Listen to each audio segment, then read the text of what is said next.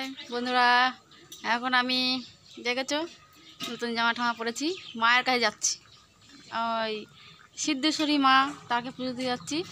আর মানে কি ওখানে পুজো দিয়ে তারপরে কাজে যাব। আর দিদি দেখেছো, দিদির বাড়িতে এসেছি। এই যে দিদি রান্না করছে, দিদি এখন রান্না করছে।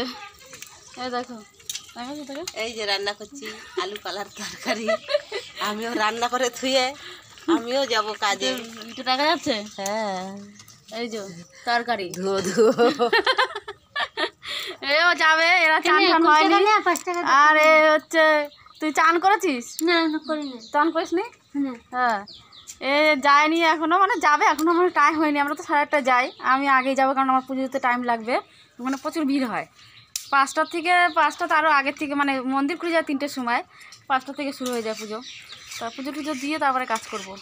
আর এরা এই রান্না বান্না করছে, রান্না শেষ হবে তারপরে যাবে কাজে। মানে সবসময় তো কাজই করি, পুজো তো দিতে হবে, তাই মায়ের পুজো দিতে যাচ্ছি।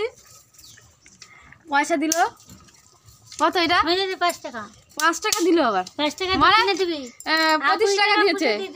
25 টাকা দিয়েছে, পুজো দিতে বলছে 25 টাকায়। 5 টাকা দক্ষিণা আর 20 টাকা। 5 টাকা দক্ষিণা নেয় তোর বাবা ওখানের। 10 টাকার পুজো, 10 টাকা দক্ষিণা। আচ্ছা, না 15 টাকার ইয়ে হবে, যে কোনো একটা কিছু করতে হবে। 5 টাকা নেবে না দক্ষিণা। 5 টাকা দক্ষিণা নেবে না। ওখানের মন্দির বড় জাগ্রত মন্দির। 5 টাকা দিবি কেন তুই?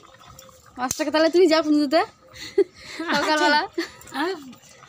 10 টাকা ডালা কিনতে হবে। 10 টাকা ডালা, 10 টাকা কি 11 টাকা দক্ষিণা দিতে হবে। আর বাদ বাকি টাকা দেখি কি করা যায়।